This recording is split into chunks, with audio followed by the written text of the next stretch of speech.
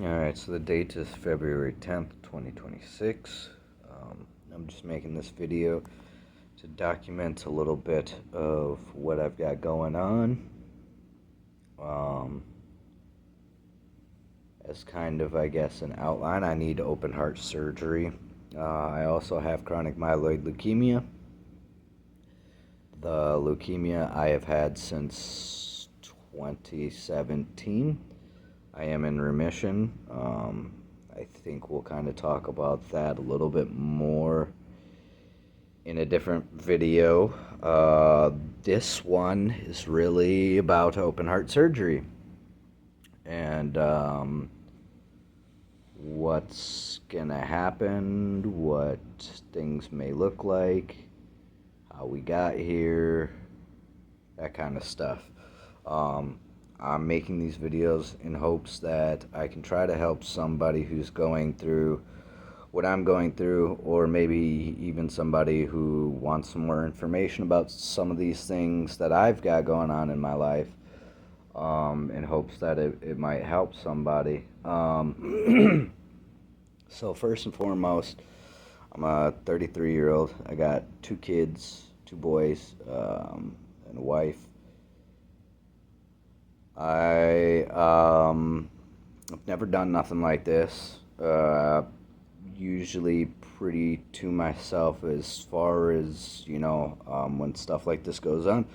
I'll let, like my friends on Facebook or something know.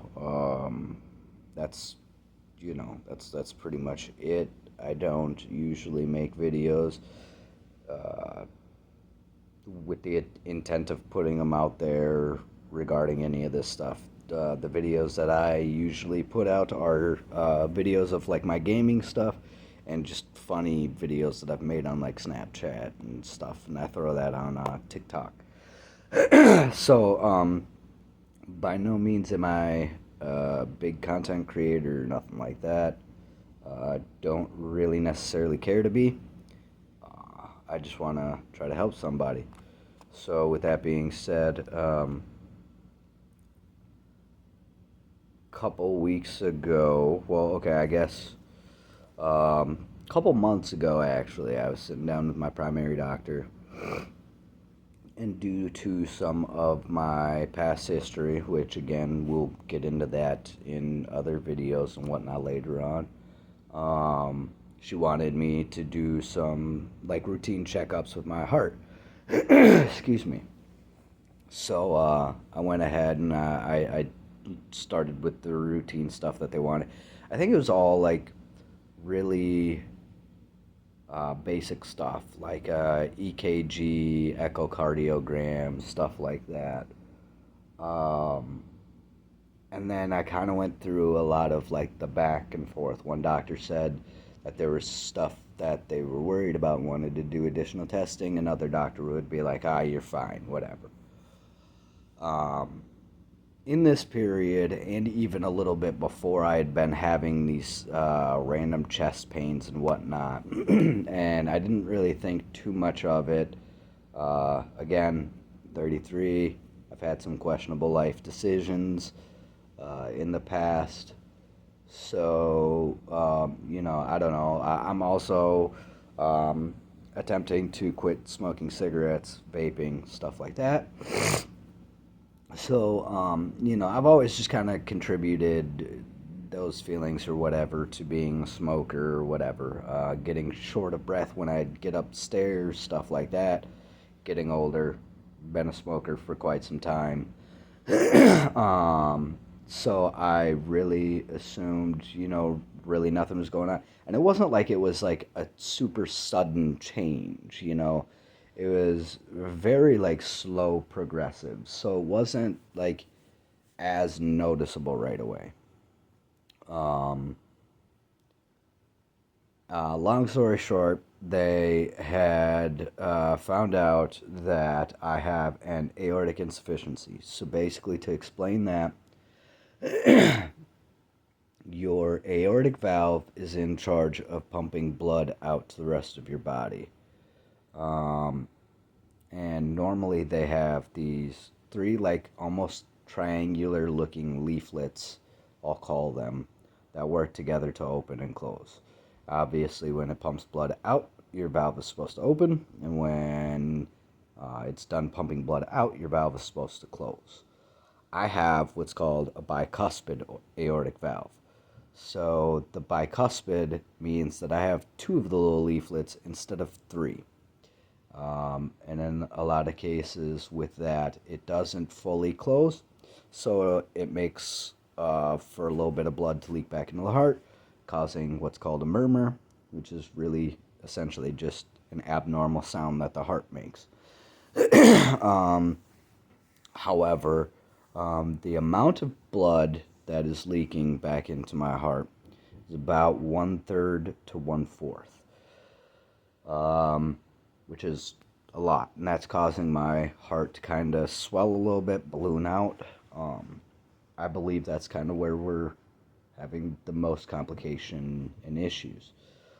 It's something that I've known about for a number of years, but didn't think I would need anything done. I mean, myself or the doctors didn't think I would need anything done for, quite some time. I can't really give an estimate on how long, but it wasn't but maybe 10, 11 years that I was last told it would be quite a ways in my future. And here we are. So,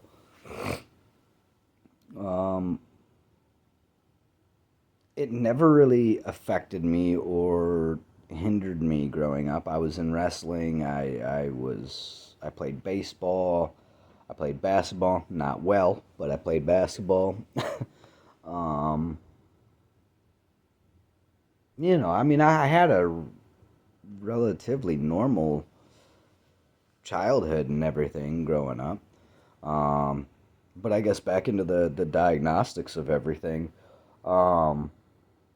we ended up having to do a coronary CT angiogram. Now, mind you, I've done so many different testings. I've done EKGs, echocardiograms, CT scans. I believe I did an MRI, an ultrasound. Goodness gracious, I can't remember what all has been done and what hasn't. We've done a lot of stuff. But the coronary CT angiogram was not fun. So that is where they more or less put you back through like a CT scan, but they hook you up to an IV, and they will put like dyes in you so that they can really get good pictures of what's going on inside and whatnot. And that's where they really found the significant leakage that caused for the concern and whatnot. That was my last testing that I did. And then there was another waiting period. So all in all, we're talking that I've been doing like testing and whatnot since August of last year, 2025. And it is now February 2026. So, decent amount of time and testing going on. It was, I want to say last month, maybe a month and a half ago, that I got a call from the doctors regarding the testing, and they had let me know that I do need open heart surgery, and they need to replace the valve. So at this point, it leaves me with two options. I get a mechanical valve, or I get a tissue valve. So a tissue valve is like a cow or a pig valve, whatever they have on standby. And this will more or less take the place of my aortic valve and get stitched in place. Now the complications with that is that they wear out. And apparently their lifespan is about 7 to 10 years. So me being a 33-year-old in 7 to 10 years, I could have another open heart surgery to replace that valve. Another 7 to 10 years from that, and so on and so forth. Every time they do this type of a surgery with the open heart and whatnot, it does become more risky. What the percentages and numbers and all of that look like, I have no idea. Um, I just know that it does increase the risk. That's what I've been told. That's what the data shows that I've looked up. So obviously, I'd rather not get my sternum cracked open multiple times um, and by cracked, like obviously they're not actually like breaking it or cracking it. They actually like saw it. But again, conversation I think for a little bit later, maybe in this conversation. Um, so then the second option is the mechanical valve. The mechanical valve is more or less um, it's like a circular device that gets again sewn in place of my current aortic valve, and it is like a little piece of um, carbon fiber that um, it almost works like a vent. So as blood pumps out, these little leaflets open, and then when it's done pumping out, they will close, and it is like a metal type of looking device. I've heard that it makes like a tick sound when it's in there. Some people hear it, some people don't. Um, I I am going with that procedure. They are gonna have to put me on blood thinners, and it's gonna change my life quite a bit. I'm a guy that I think I've kind of already explained a little bit that I'm active, I'm athletic. Not gonna be able to do a lot of that stuff. I mean, you can see behind me, I got Conor McGregor and Nate Diaz posters. I love UFC. Um,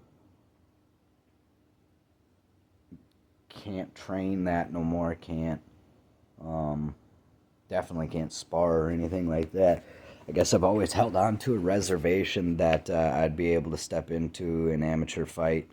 Um, and kids and cancer and just life, uh, the opportunity was just never really there, and so one of the things I think that I'm really kind of struggling with right now is knowing for a fact that um, the things I've always really kind of wanted to do or try, the dreams that I've wanted to chase and whatnot,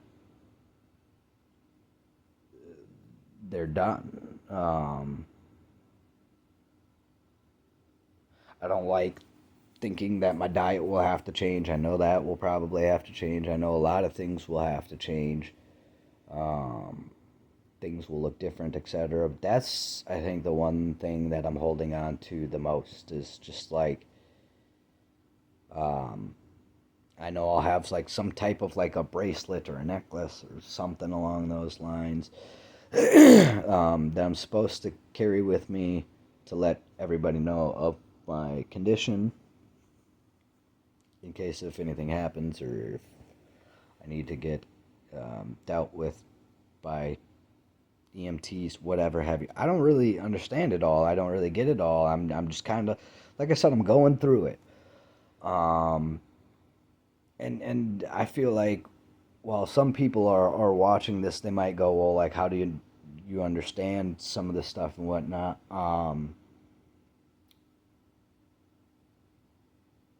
I wasn't necessarily blessed in the best with like my parents. My mom was very great. She did everything that she could, but she also passed away when I was 16. That's another story. Won't get in here right now today. My dad passed away early 2017 before I was diagnosed with cancer, and he was, let's just say, he had his own struggles. So I wasn't taught a lot of the things that I should have been taught I don't know some of the things that I should know. And part of that is after that I had some people that were willing to give me the help, and I just didn't want to do it. Again, that's all other stuff. Uh, so, anyways, I've decided to go with this mechanical procedure. We're gonna do it at the Mayo Clinic in Rochester. Um, Surgery date is March 11th. I'm scared. Um, I have a lot of reservations, but I've been through a lot, and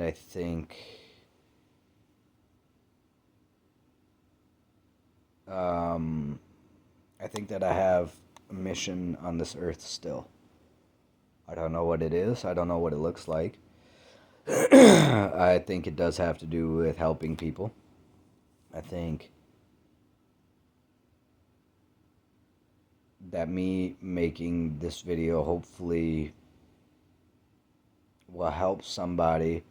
I know, like, when I was going through and looking on YouTube and this, that, the other, just trying to find other people's experiences and um, trials, tribulations, you name it, regarding this surgery. The one thing that I found a little bit disheartening is I wasn't able to find one case of somebody who had what I had going on with me. Like, of course, I was able to find people who needed aortic valve replacements for various different reasons and whatnot. Of course, I saw people that needed open heart surgeries for various different reasons. I did not, however, see anybody who had a story of, hey, I need open heart surgery, I have chronic myeloid leukemia, I have these other underlying health issues or whatever that may require, I guess, some extra attention, or just what does that look like for me? With the cancer, that was one thing. I am in remission, so obviously things look much better going into surgery than if I wasn't in remission or if I was still having some issues with that. Um, but I know one of the things that I am most concerned about and that I am very uh, I don't know what the word is that I'm looking for, but I'll go with, like, worried about, is I already have to take imatinib or Gleevec, whatever you want to call it. It's the same thing. Um, every single day for my chronic myeloid leukemia. And now I'm going to have to take Wolfran for my heart condition after I have the surgery. And, the first doctor I talked to about those two medications was like, yep, nope, you'll be fine. Not worried about it. Okay, cool. Well, I'm not one to just trust what somebody else says. I look up myself. So I looked up specifically imatinib and Wolfran and saw if they worked well together. They don't play well together, according to Google. Google is not a doctor. Google does not have all of the answers. Google can be wrong. So what I did next is I called for a second opinion. Um, that's kind of when I got a hold of Mayo. Mayo had reassured me a little bit, and kind of told me exactly what their process is, which is more or less kind of tinkering with the Wolfran that I will have to have as a blood thinner because of the mechanical device. I apologize. Dropped my phone there. Kind of knocked it out. I apologize if I'm kind of jumping around a little bit. I'm going to try to edit that little piece out. We'll see how that works. Um,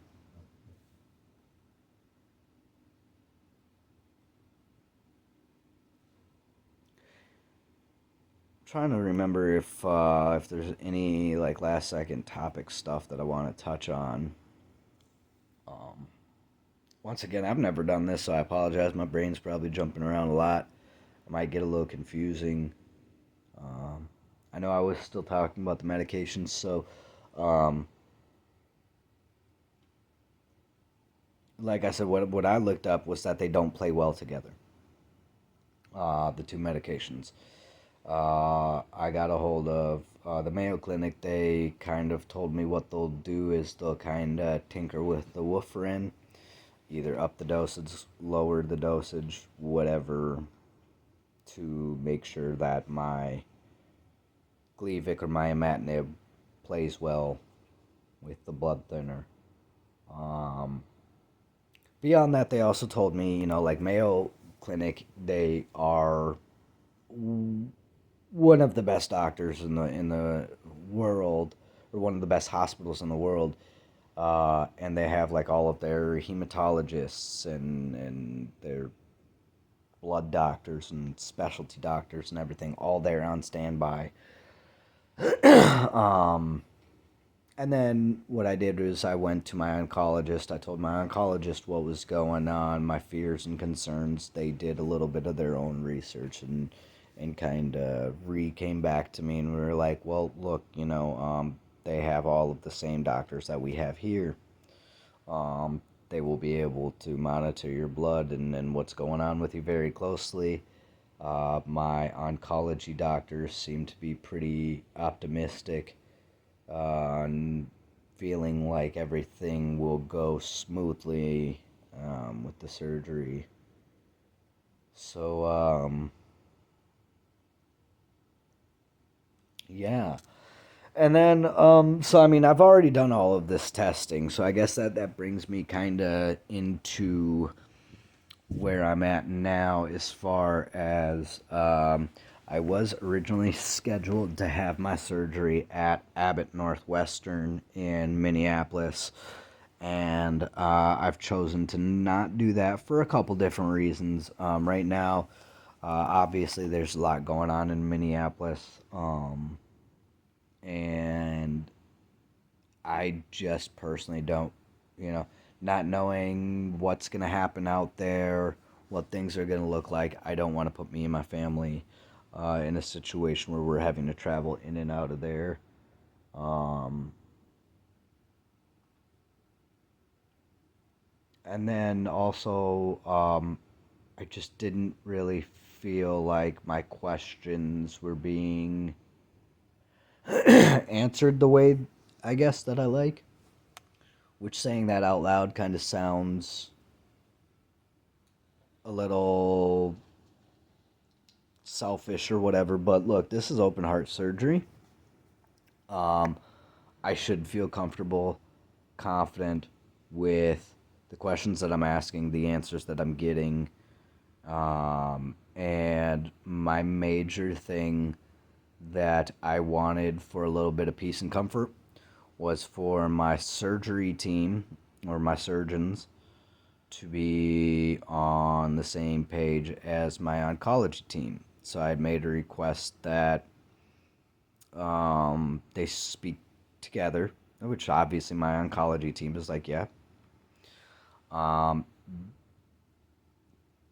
Abbott kind of made it feel like pulling an arm and a leg, and it also really felt like they just weren't going to do it because they didn't want to do it.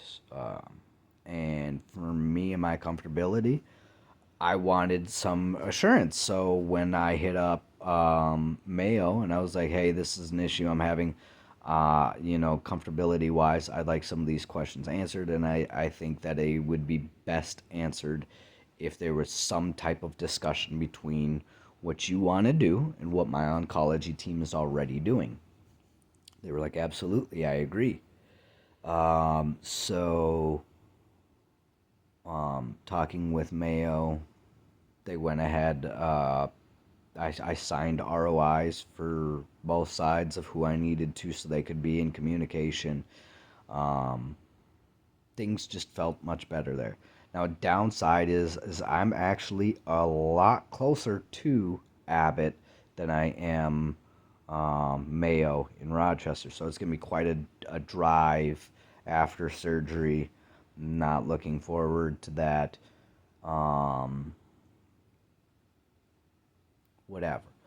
So, I guess now that we've kind of gotten to this point, it would be a good idea to explain exactly what I know, anyways, as far as information for what things are going to look like and whatnot.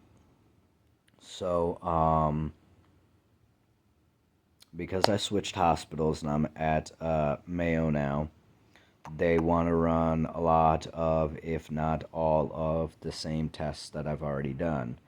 They're also going to do that in a much smaller window of time. It's not going to be months of doing testing. It's going to be like 2.5, 3 days of like straight tests all day. Um, so I go down to the Mayo Clinic on 17th. I don't have any appointments that day. However, 8 in the morning on the 18th is when we start all of the tests and stuff that they have for me down there. Um, I think like my first appointment that morning is like 8:30. I think my last scheduled appointment for like arrival time is like 4:30 in the afternoon. So it's a long day of testing and running around and all of that. And then I do the same thing the next day on the 18th with the possibility of having to do that coronary CT angiogram again. I'm not looking forward to that. Um, it it how do I explain it feeling to me?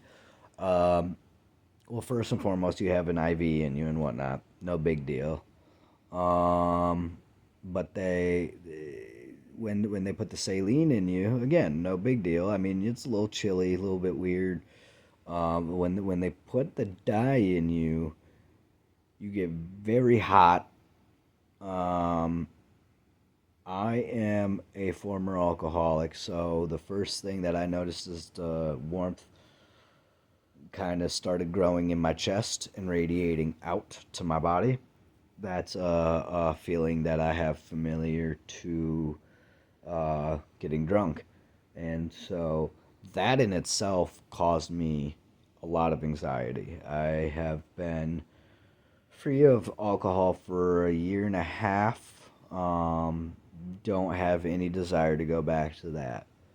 Um, anyways, um, that was like the first thing that I noticed, and it made me just want to crawl out of my skin. Is that heat, and it's not just like a steady heat that goes away after a while. It stays with you, and then even after it's kind of working itself out of your system, like I felt that just ick feeling all day for the entire rest of the day after that. Um, yeah, not looking forward to that. But yeah, so I'm gonna go through all of the testing all over again. I think I'm gonna have to go through that. Another thing that it does is it makes you feel like you peed yourself, which isn't a very pleasant feeling when you're laying there on a table, trying to stay still. It creates a lot of anxiety in me. I don't like it. It messes with my breathing. I already have anxiety, so you add to unwanted feelings, stuff like that. It just exasperates itself. And then, I mean, afterwards, you get this headache. You feel like crap. Energy zapped. Um, Not fun. So, anyways, yeah, I'll do all of that those 2 days, and then I'll come back up here Um, I think actually on the 19th, the last day, we will do the preoperative testing and all of that stuff. So I'm all good to go come March 11th when it's surgery time. And then I'll come back up here. I have some dental stuff that I need to get figured out. There's a direct correlation between the stuff going on in your mouth and cardiac surgery. That again, I don't know a whole heck of a lot about. I just know what I've been told and what data shows that I've been able to get a hold of. Um,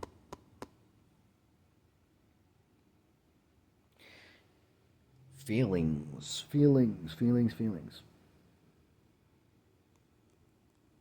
Reluctant. I don't want to have this surgery.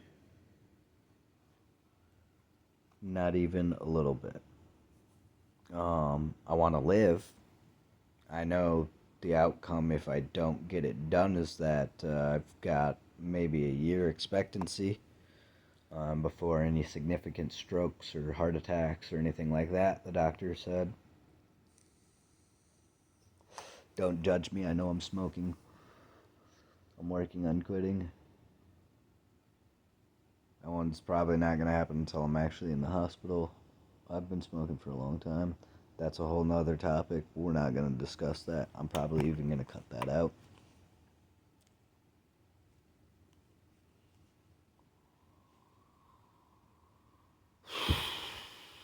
I don't know, man. I'm scared. It's a big procedure. Um, it feels even more big when you know that you already have chronic myeloid leukemia. Granted, again, everything's been very well managed and taken care of.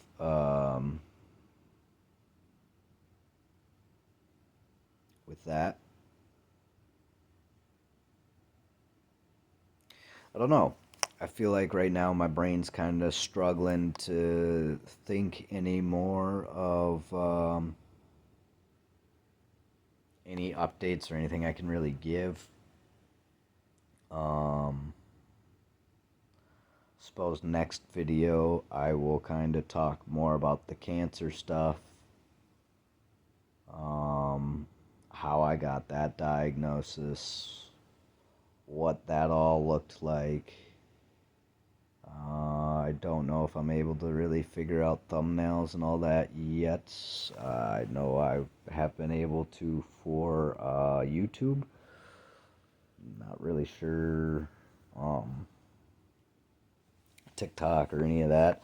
I'm not a content creator or anything like that. I'm not a digital creator or anything like that. I stream video games on Twitch occasionally, and I make funny videos out of some of those video game clips that I make. I also make funny videos of just goofy stuff going on in my mind, or just stuff to make people laugh on Snapchat and stuff. Just I don't do it for followers. I don't do it for popularity. I don't do it for none of that. I just do it because it's fun for me. This not so fun for me. I don't like letting a bunch of strangers in to this, but I think it's very important because if I was feeling like I would have liked to see somebody with a video, even like chronic myeloid leukemia and heart surgery, or something along those lines, I feel like I would have felt a little bit better. And that's really ultimately what I'm trying to do here. Like, if anything happens, if anything doesn't happen, um, I just want this to help somebody else. I want it to give somebody else some peace and comfort. I'm going to try to document as much as I possibly can. Keep in mind, though, I mean, it's open heart surgery. I don't know how I'm going to feel. I don't know. Uh, I like to say that I'm very dedicated to the cause right now. after I am stitched back together and whatnot, I may have a very different opinion on what I want to do with this. Um, but as it stands right now, I just want something out there for somebody going through what I'm going through that could relate, benefit, um, learn, or even just get some ease of mind. Um, that's it. I'm not good at this, never really claimed to be, but thank you guys for listening, for those of you that did. And this will be part one to maybe like 5 or 6 part. I don't know. It all kind of depends. It might also just turn into a bunch of TikTok and YouTube short things just so it's quick. This is what's happening today kind of thing. Um, but I think I'll do a video maybe once a week leading into the surgery. And then after the surgery, I'll probably make videos and wait to post them until I'm feeling a little bit better at home. I don't know. We'll see what everything looks like. We'll take it one step at a time. Yeah. Thank you guys.